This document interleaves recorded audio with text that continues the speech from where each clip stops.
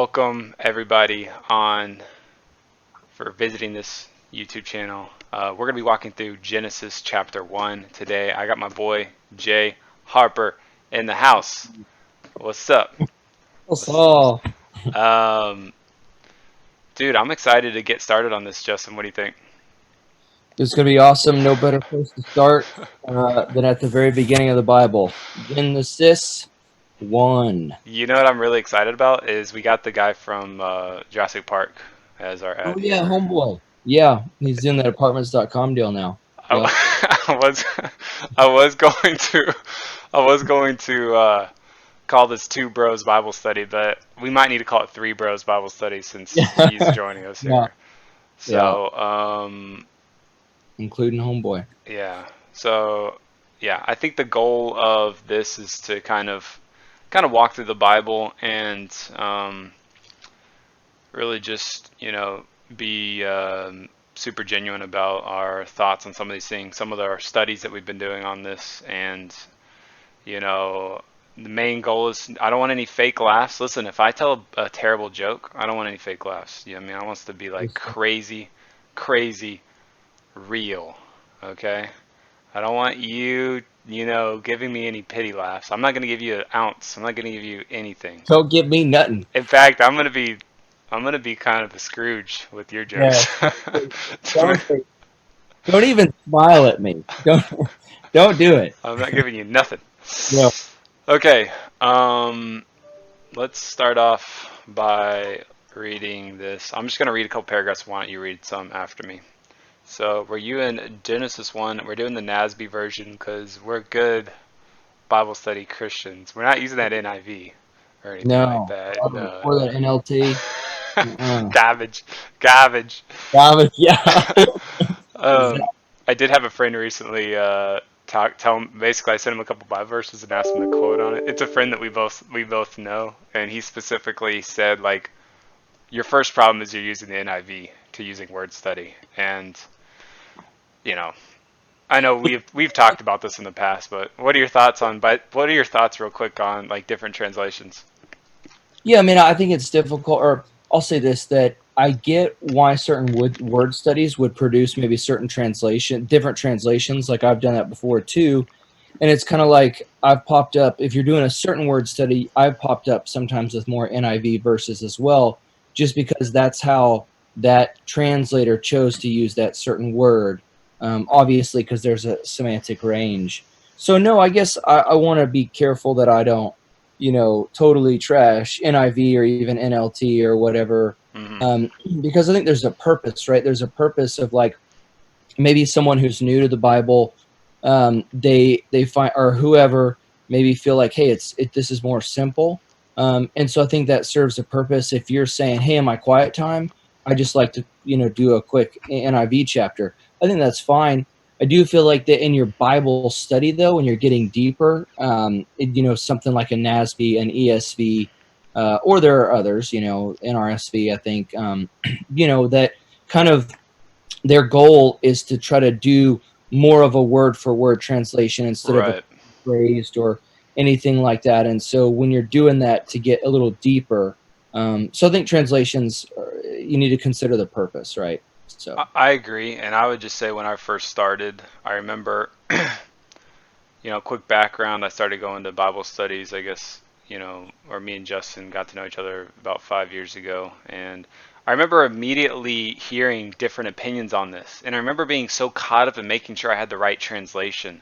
right. And like, I wasn't doing word study, I was just reading the Bible basically for the first time. So I personally think it's not a good idea to get caught up in translations unless like exactly what you said, a word for word study. It was almost, I don't want to say it was like a stumbling block, but I just remember like me making a much bigger deal about it than it really Yeah. needed to be, especially with where I was at. So if you really want to do a word study, you got to read it in Greek, right? Yeah. Well, I think that where the confusion comes from is like a lot of times sometimes people think the only options are King James or NIV, Mm, right? I think that's where a lot of stuff comes from because a lot of people are like, man, King James, the Old English, like, dude, I totally get it, right.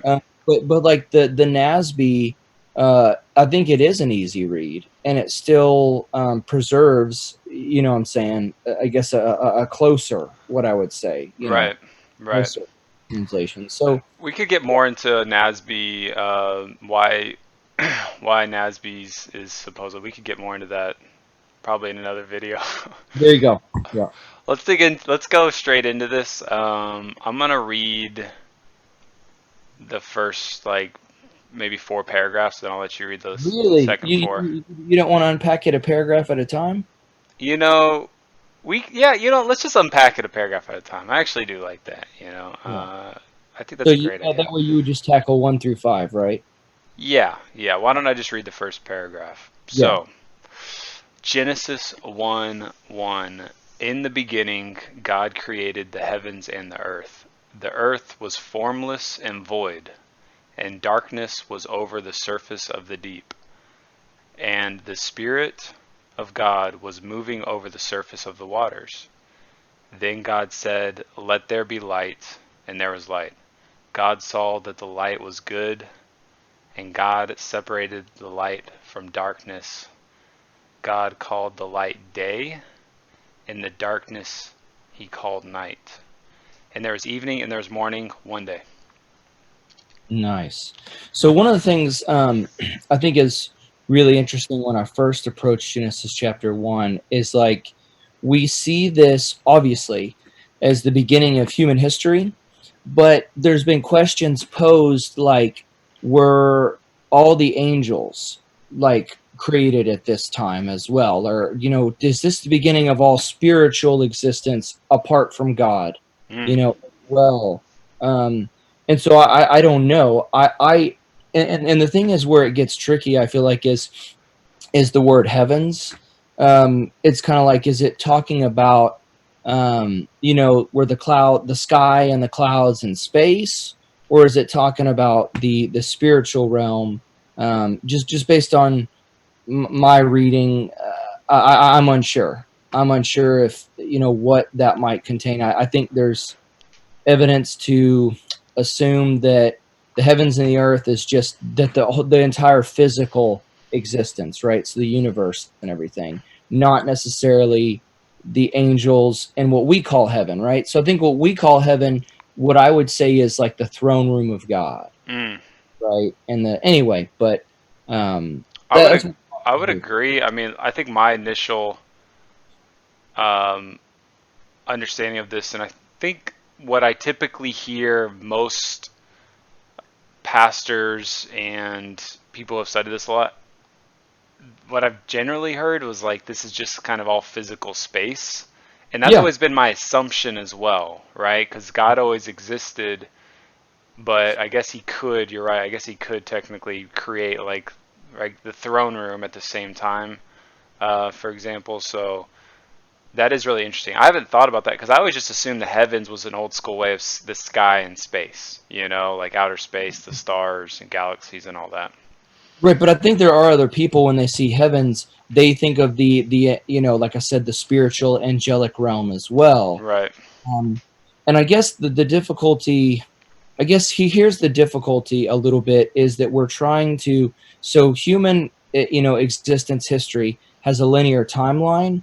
And Mm. so, you know, so let's just say that this verse we just read is the start of human timeline, but God had prior to this, whenever this was, God had created the throne room and the angelic beings. Hmm. When did Satan fall, right? And that's kind of the difficulty, Right. because right now we get a lot of like as we read on, we're going to see there's a lot of multiple times, and God said it was good, or it was God saw it was good, Right. and so with all this saw it was good, it's hard to maybe fathom this idea that Satan had already fallen, because I believe that when he had fallen, I mean, I'm not for sure. Like when Satan fell, was he kicked out of heaven right away? Was he kicked? Meaning, like, was he removed from the throne room of God, put on earth right away? You know what I'm saying? Like, Right. so it gets tricky because then it's kind of like, but everything was still all good. And a lot of people want to make it more difficult because it was like there was darkness, formless and void. Right. And then they look at that as like this negative thing as we're getting into verse 2. And I'm not convinced it was. I think it's like when an artist starts with molding clay, right? It is like the beginning stages of producing the artwork isn't this awesome artwork yet, right? It's Right. in the making. And so like I don't think that formless darkness all means bad. Yeah. I agree. But I think you made a couple quick, really good points here. In the beginning, right? So it's outlining that the the Earth and likely outer space had a beginning, right? Time Oh, didn't always, this hasn't always been around. The universe hasn't always existed. And the second thing is created the heavens and the earth. So I think at the very least, it's fair to say that we're talking about Earth, outer space, galaxies, yes. The entire physical realm. the entire physical realm. So we got two, kind of time, and then you have, space. Um, and then you kind of mentioned something about this next verse, formless and void, and kind of like you were saying with the clay. Yeah. Yeah, I don't think I don't think this implies to me anything negative, like the earth was bad, then God had to repair it or whatever. And it's just I just don't see any evidence for any of that. Like I think it's just God is like detailing his creative process here, Right. and his final result ended up way cooler, maybe than his initial earlier processes of creating. I don't know. All So right. anyway, yeah. Well, and he was, I mean, and we'll get to that later on. We can bring that back up. Let's move on to the next one. Then God said, "Let there be light," and there was light.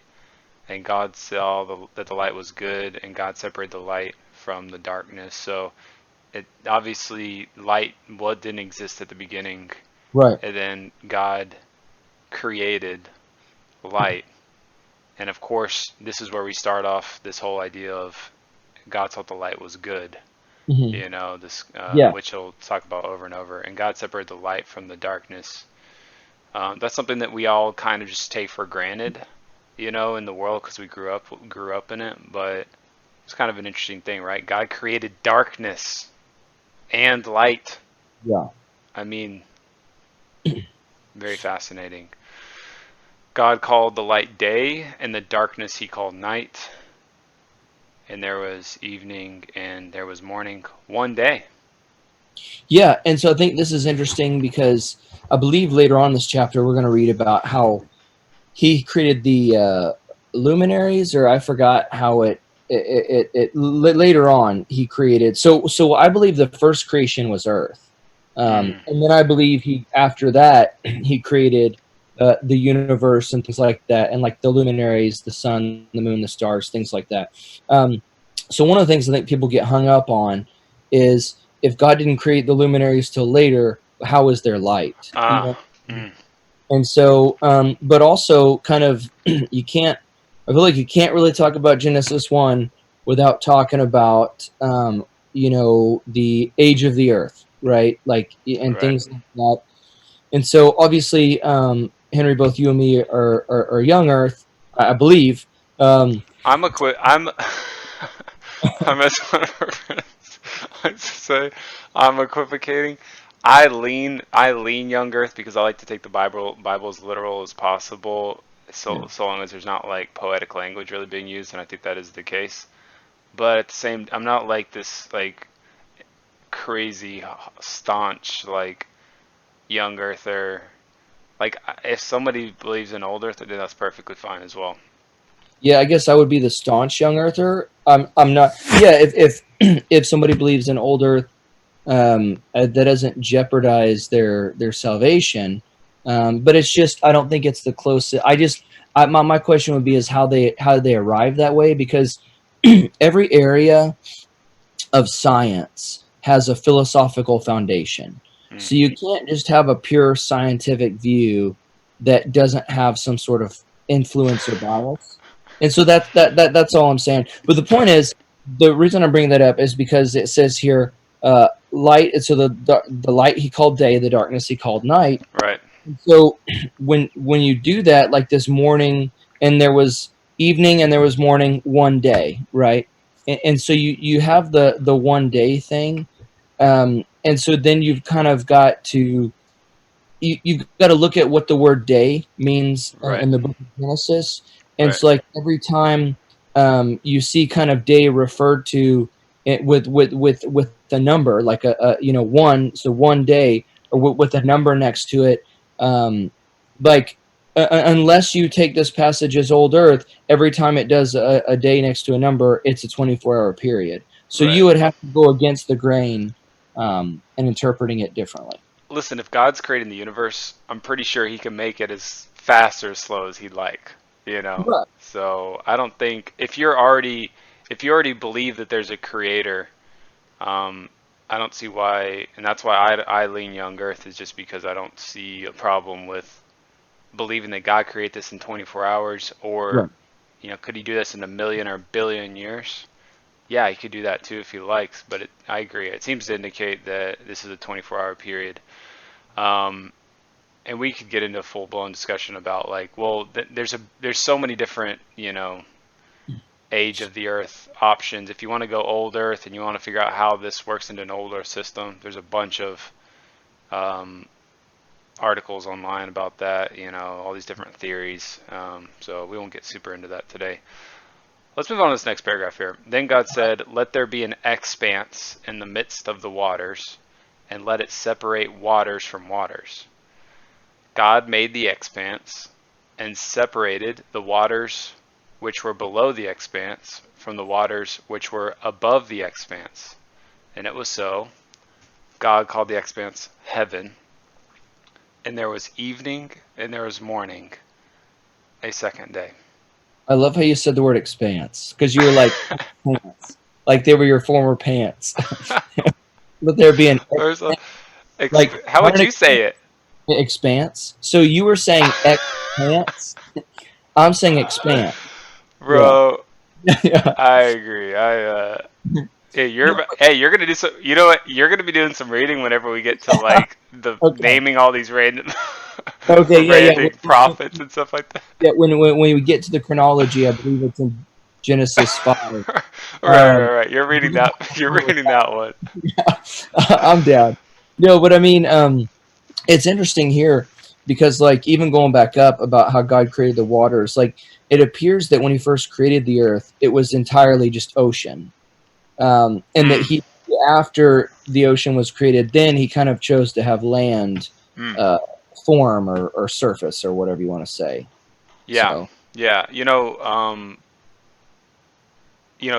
The expanse. I've read a number of different things, and this is something I've been studying recently. Let there be an expanse in the midst of the waters, and let it separate the waters from the waters. God made the expanse, separate the waters which were below the expanse from the waters which were above the expanse. So it's like this whole thing is like, well, which waters are below? And my initial inclination would be like, oh, okay, well, of course that's the oceans, right? I think everyone kind of goes there yep. immediately. But which waters are above the expanse, and what does heavens mean, right? It's like, it says right here, God called the expanse heaven, and so is that the is that the sky? You know what I mean? Is that what we're talking about, or is that the entire? Earlier we were talking about, is that the sky, or is that just also, is that the sky and it's the entire universe? Um, Now I think I've read a number of different articles on this. Some of them will say, well, hey, this means kind of the lower heavens, aka the sky, where the birds fly, and the expanse above could be maybe clouds, the moisture in the air or the atmosphere. Um, I've read, articles that would say that, well, there's some type of water. This isn't just talking about the lower heavens, aka the sky, but this is also talking about the universe. And so, where'd all that water go? Um, that's a kind of an unknown. There's an unknown answer to that. And then I've also heard um, this whole idea about, in the Bible, people lived a lot longer. And so, was there some other type of atmospheric situation in which, it allowed people to live a lot longer than after the Noah's flood. Um, you know, some stuff changed there, and so people would generally live less.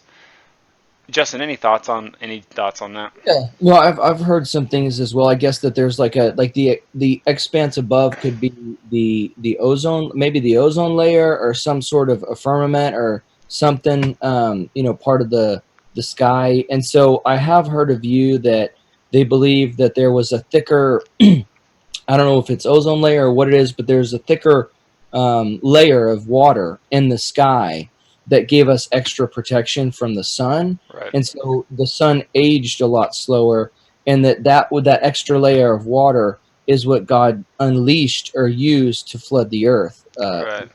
Six. And so I've heard that view. I mean, I don't know. I guess I haven't like hopped on I'm not fully committed to the train of that thought. Right. Neither am I. I, I think it's plausible. Um, I don't know. I mean, I think there's not enough evidence to say for sure.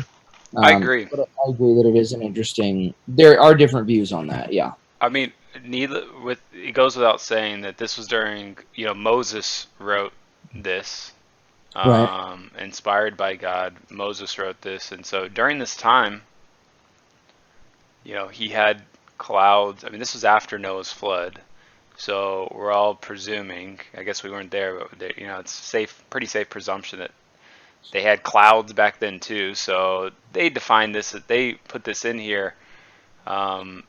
It's kind of an interesting. To me, it's interesting that like, if Moses was just making this up, why would Yeah. he make it? Why would he make it sound like this? You know what I Yeah. mean? Kind of like it seems like a bit overly complicated. Like why would he do that? Um, you Yeah. know, to me it's just fat. To me, it's just fascinating that he would this is even included because I Yeah. think this has added a lot of confusion. I mean, this one right here has confused. I mean, I've looked this up multiple times, but what does this expanse mean? And at this point, I'm just kind of having to be like, what? I don't know. It doesn't really say what this was exactly. It's like, and I think that's okay sometimes to not know 100% Right. what that is. So we're on the second day. We just finished the second day. Let's go down to this one. Why don't you read this one? Yeah, then God said, "Let the waters below the heavens be gathered into one place, and let the dry land appear." And it was so. God called the dry land earth, and the gathering of the waters he called seas. And God saw that it was good. There's another good. Mm, Then God said, "Let the earth sprout vegetation, plants yielding seed, and fruit trees on the earth bearing fruit after their kind, with seed in them." And it was so. So we have kind of here, we have plants being some of the earliest things created. So the earth brought forth vegetation, plants yielding seed after their kind, and the trees bearing fruit with seed in them after their kind. And God saw that it was good, and there was evening, and there was morning, a third day. So it's interesting the plants. So you have the dry land come out of the waters. Now you have plants, like vegetation. So grass, trees, flowers, all that. And he kind of created this system of already like grass would produce grass, trees would produce trees. Kind of that whole reproduction mm. thing, the plant life already. Yeah, I think that is extremely fascinating. Life from life comes more life, right? It's like the Yeah. same way humans populate the earth, Right. the animals, animals, plants Yep. populate the earth too.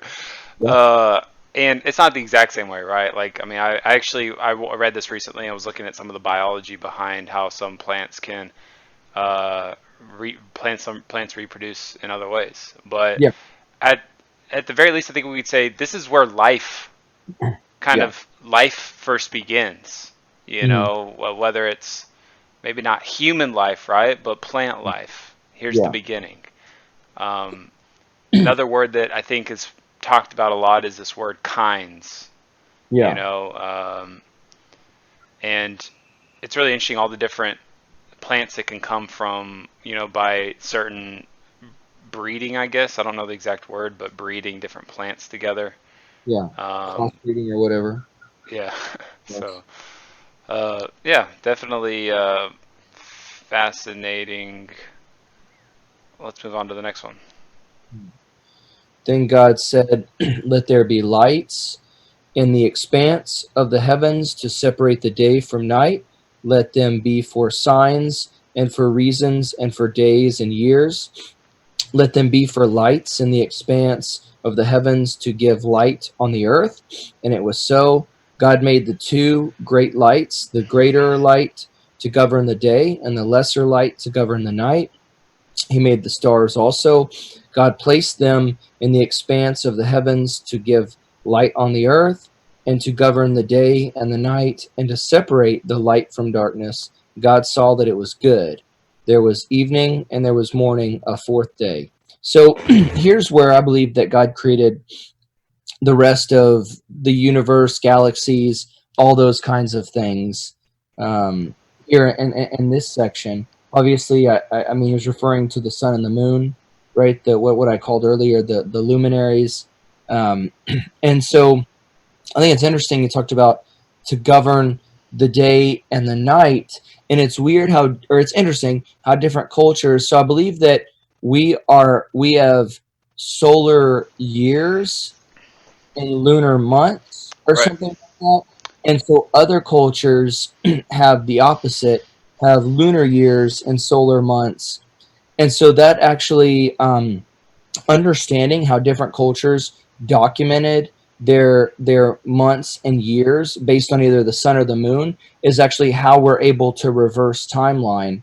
And actually, so I know that's big because in the so when we were trying to date the kings of Israel and a lot of dates just in the Old Testament, interesting enough, the Assyrians, where Nineveh was, they actually used just like we do. They use solar years and lunar months, if I'm getting that right, and so that helped us in our timeline because a lot of ancient cultures did the opposite, which made the timelines hard to line up really well.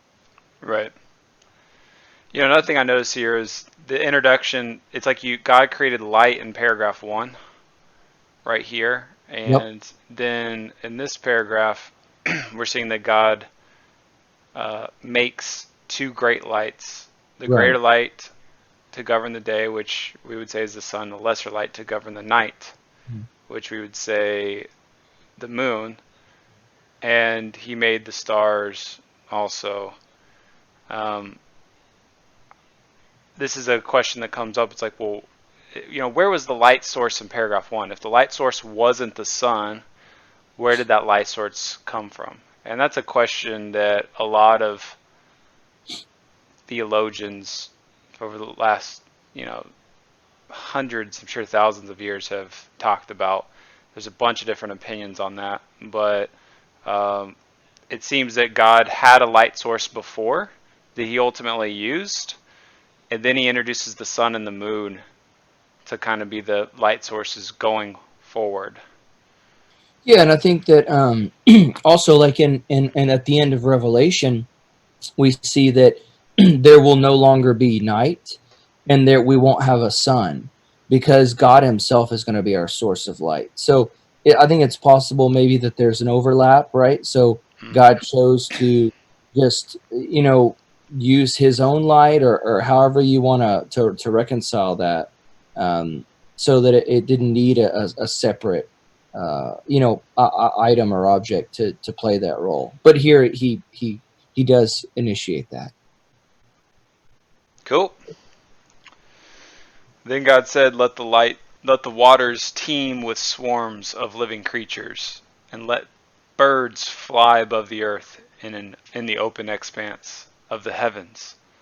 God created the great sea monsters and every living creature that moves, with which the waters swarmed after their kind, and every winged bird after its kind.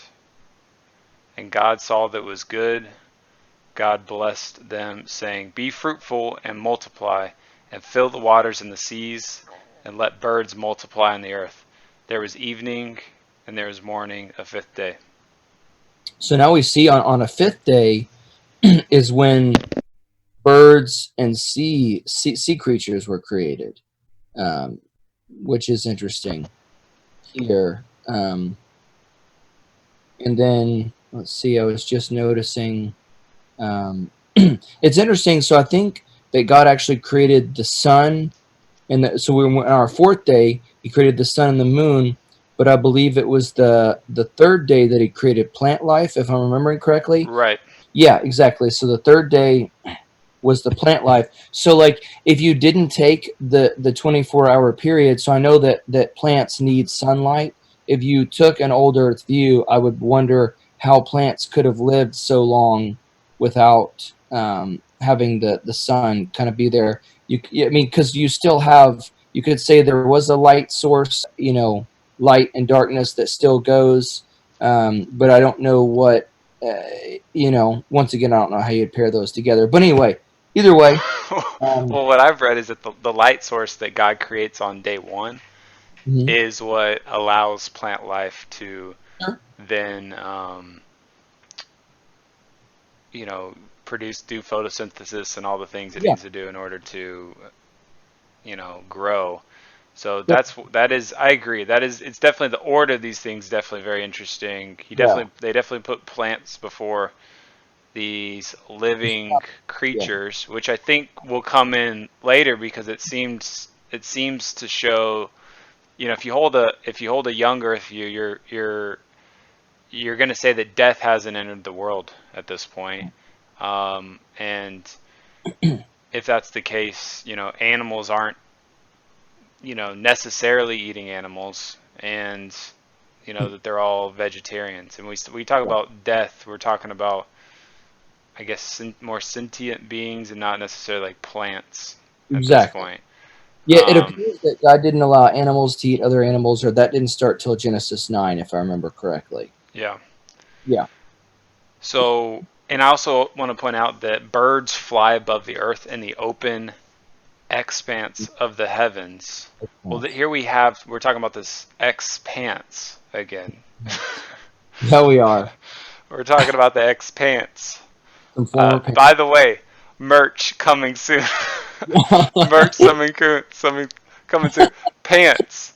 It's gonna be an X pants, okay? Yep, Get your yep. T-shirt now. Yeah. Get your T-shirt. Listen, when this video comes out, there's not gonna be under the link, but links will be coming with merch. Yeah. Okay. Uh, I'm already thinking, Justin, that we could have like pants in the heavens, like in the sky, like floating pants. Well, that's what I'm thinking. Like put a little image up there. Have like an X symbol on the Mm, pants. X. yeah, Yeah. that's right. And it'll be on a T-shirt, which of Yeah. course makes a lot of sense. Yeah. It's like Yeah. pair of pants on T-shirt in the heavens. Anyways, Yeah. the open expanse. This is just, I mean, going back to creating the heavens, right? Creating the heavens and the earth, or creating and separating the waters from the waters, right? The waters below the expanse and the waters above the expanse, and so this seems to, I mean, we know birds don't fly in outer space. Right. Um, So it has to be the sky. It has to include the sky. right.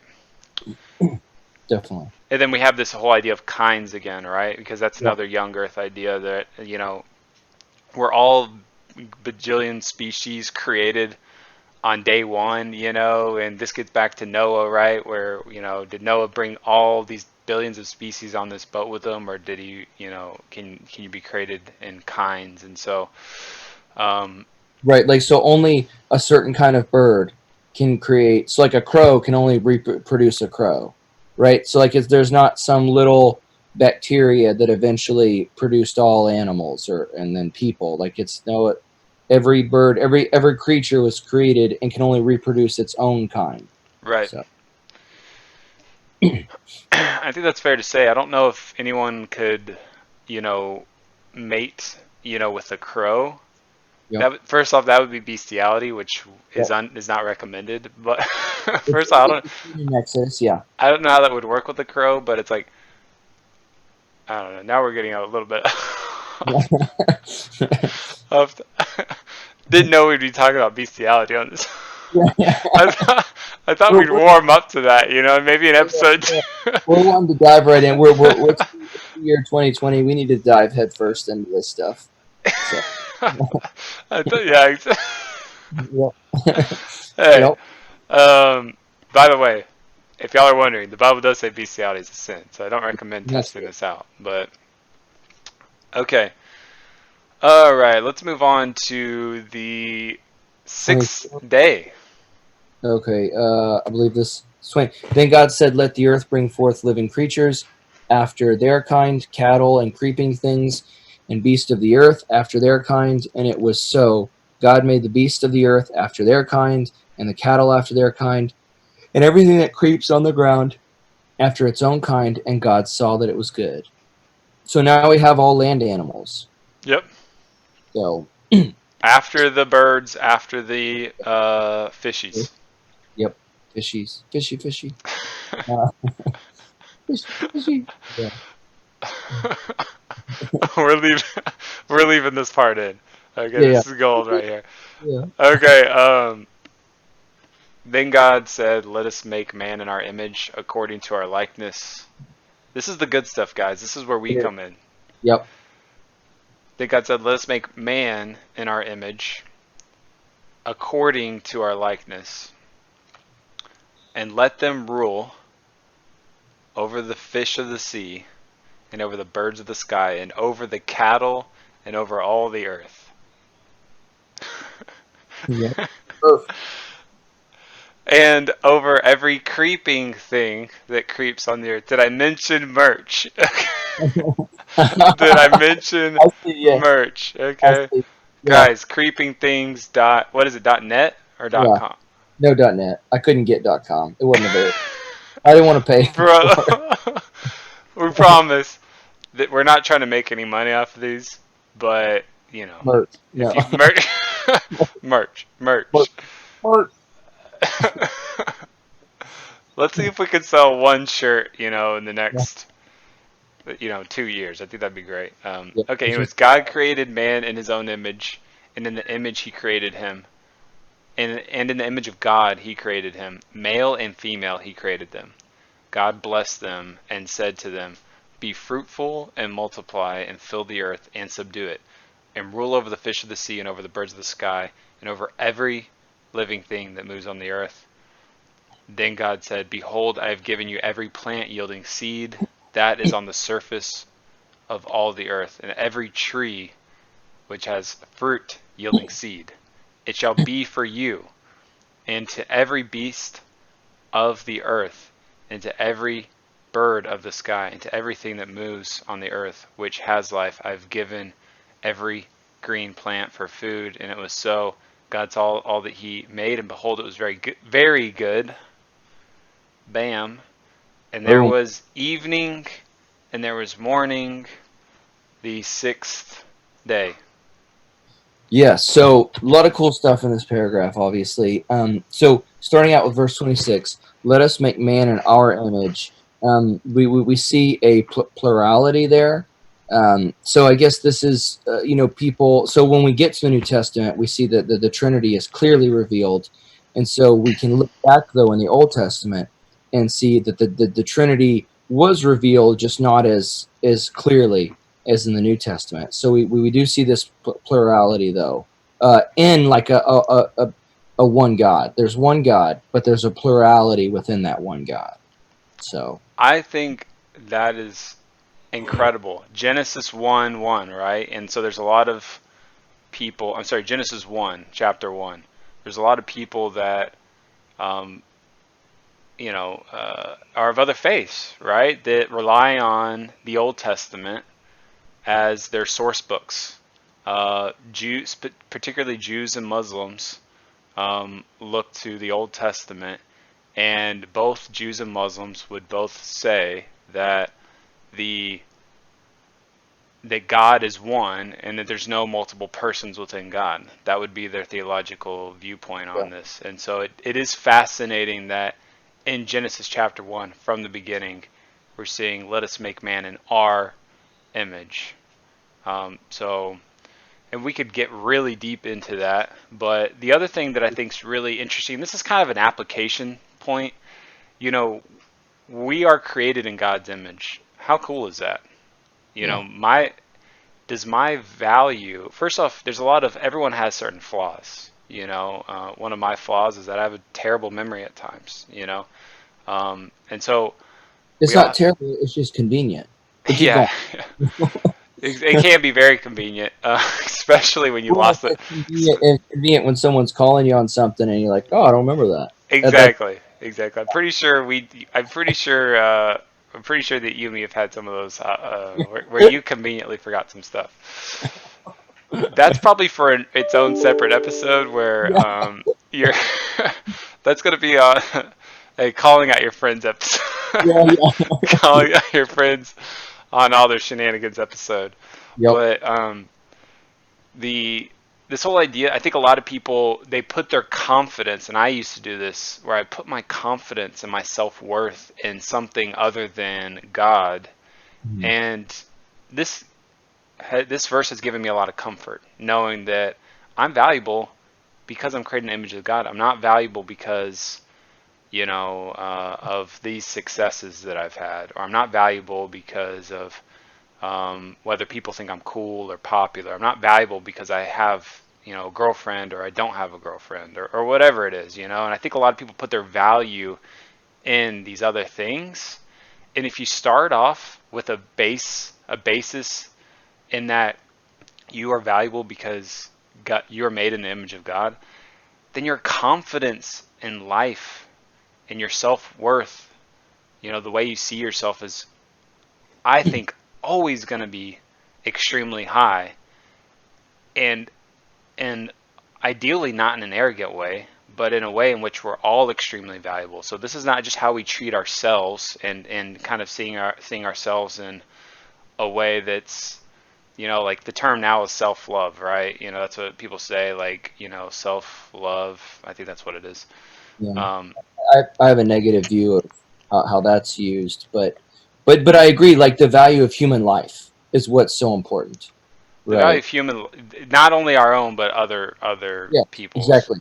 And Yeah, so we're not perfect, and we're going to see that in the next chapter, that we are sinners. But I just you know, God loves you, and He loves all of us, and I think we should know that if we don't look a certain way, or we don't, you know, have a certain number of friends, or whatever it is, we shouldn't put our self-worth in the things of this world. So um, great point. But in talking about that too, I believe that so there's like this whole history to like international human rights, and I believe it's the Hammurabi Code or whatever it was that was mm, prior to the New Testament. And so, you know, I believe that the first, obviously, the first declaration of international human rights is right here in Genesis 1:26, mm, because if we're made in the image of God, we have that inherent value. right, And also, though, when we look at even the United Nations has this terminology that like people have value. I forgot what it was. I had read over all their rules because I did a class on international human rights, but they had this statement talking about people have a value that has been endowed to them, right? right. Like who endowed that to them, right? Like obviously the United Nations left off the idea of a creator, but it's just kind of like no matter how you see it, it's the only logical conclusion is that human life was given value by something outside of ourselves, by a greater creator that was outside of us. And going along with that, like what does it mean, you know, to be created in the image of God, right? It's not like we were talking about earlier, an old dude with white hair and a white beard. Um, but it was, you know, I mean, there's different views on this, but I guess I kind of lean toward the mind, will, and emotions, because God was not a physical being; He's a spiritual one, as we already know. And so, anyway, just kind of interesting. I know there are different perspectives on that. So if you're an atheist, do you have right here in the Bible, if you believe in a creator and you believe in the creator as described in the Bible, we have evidence right here that we're creating the image of God, and as such, we have value. Um, I think it's a little harder to have that same basis, if we're just living in a naturalistic world with no creator. Right. How do you establish value on human life? And your worldview on this changes how you view a number of different topics, Yeah. um, and how you ultimately can live your life. So I definitely, I think, from I think there's something to be said about that as well. If you're looking at different worldviews, this this idea of human life and its value and how you treat people and how you decide death and life and etc. Anyways, I think that's, I don't know. Personally have an extremely special enjoyment whenever I read verses like this, just Yeah. because we're Yeah. And I creating the mean, image of God. yeah, just to illustrate like what you already said about your worldview having an impact. I know that I had read a little bit about missions history and learned about anthropology, or learned about what the anthropologists have done. So like where like scientists or some form of scientist, they may go and study like other cultures, meaning they would go out to an area in the jungle and study native peoples. And I know that I had read a book of, excuse me, about kind of documenting some of the natives' thoughts. And it was interesting how the anthropologist would just step back and observe and let just villagers die, natives die, all these terrible things happen because they're just there to study. But the missionaries would come and would intervene. They Mm, would give people medical attention. They would try to do things that preserved human life. And so the natives didn't understand what the anthropologists were doing, but they were grateful for what the missionaries were doing. Right. And that's that leads out of a worldview though, or that behavior comes out of a worldview. And so like if you are a Christian and you believe that human life is valuable because people were created in God's image, you're gonna preserve human life. You're gonna prevent destruction. But if you're just there to study and gather information, then I guess it's not hard. I'm not saying that atheists don't care about watching people die, but I'm saying this is an example where like you were talking about, your worldview plays out in your behavior. right. Well, I guess I think a good way to wrap this chapter up is this last section here where, and God saw all that he had made, and behold, it was very good.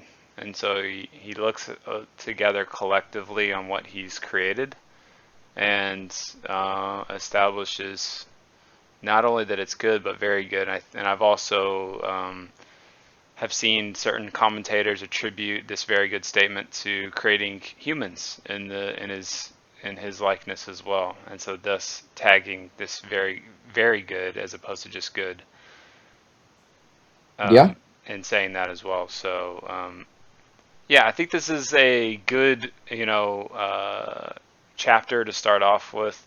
Bible study is one of these things where as soon as someone says Bible study, even to this day, my toes curl a little, a little bit Just because sit I'm around and like, be. yeah, because it's like, man, I could get, this could be really boring, or like, I've done this, everybody wants, it's either you're involved in no Bible studies or you're involved in like 100 Bible studies. It's like everybody wants to start a Bible study all the time. And Yep. let's just break down what Bible study really means.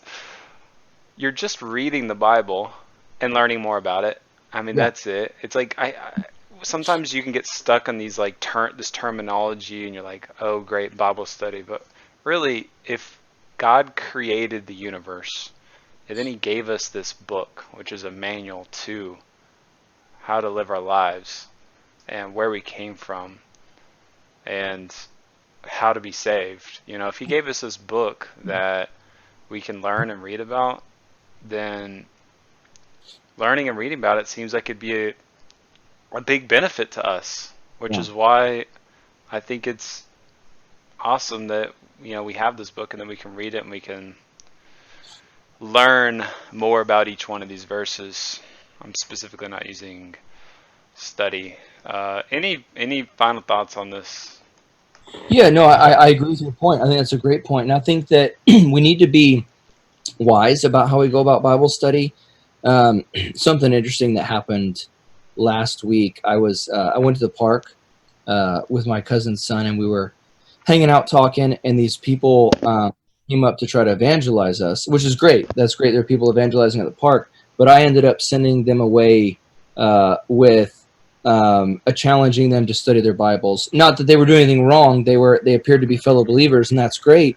But I think that there are many Christians out there who do not study the Bible properly. And so the idea is that I want to preface that me and Henry, we have both read and studied. We have looked into the Bible. We didn't just get up here and share random thoughts that we interpreted thousands of years later without original context being a factor. And so while Bible study is hugely important if you follow God. And so and you need to do it discerningly. Don't just read a verse. I guess what I'm saying is if you're reading it and thinking about it, I would, I don't know. I mean, I guess we could, where to draw the lines here, but I would challenge people that I don't think that's straight up the most, that's shallow Bible study that, or I wouldn't even call that Bible study. I think that's Bible reading and that's Bible meditation and that's great.